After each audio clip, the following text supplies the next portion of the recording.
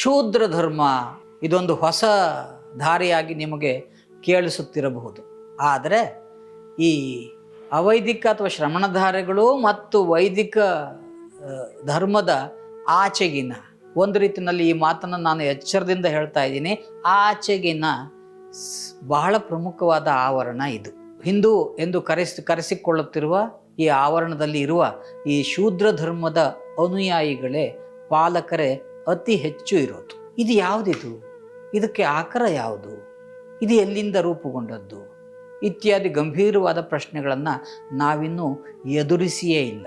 ನಿಜ, ಇದು ವೈದಿಕ ಧರ್ಮದ ಜೊತೆಗೂ ಕೂಡ ಕೊಳ್ಳುಪಡೆ ಮಾಡಿದೆ, ಅಲ್ಲಿಂದ ಒಂದಷ್ಟನ್ನು ಪಡೆದುಕೊಂಡಿದೆ, ಅದರ ಯಜಮಾನಿಕೆಯಲ್ಲಿ ನಲುಗುತ್ತಿದೆ.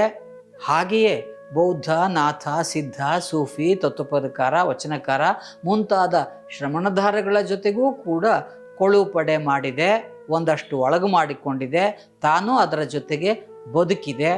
ಇದರ ಆಚೆಗೆ ಕೂಡ ಈ ನೆಲದ ಆದಿಮ ಬುಡಕಟ್ಟುಗಳ ಮೂಲಕ ಕಟ್ಟಿಕೊಂಡ ಗ್ರಂಥಸ್ಥವಾಗದೇ ಇರುವ ಕಂಠಸ್ಥ ಸಮೂಹದಲ್ಲಿ ಅದು ಆಚರಣೆಯಲ್ಲಿ ಬಹಳ ಮುಖ್ಯವಾಗಿ ಇರುವ ಈ ಶೂದ್ರ ಧರ್ಮದ ತಾತ್ವಿಕತೆಯೇ ಬಹಳ ವಿಶಾಲವಾದದ್ದು, ನಿಸರ್ಗ ಸಹಜವಾದ ಬದುಕಿನ ಕ್ರಮಗಳಿಂದ ಕಟ್ಟಿಕೊಂಡದ್ದು.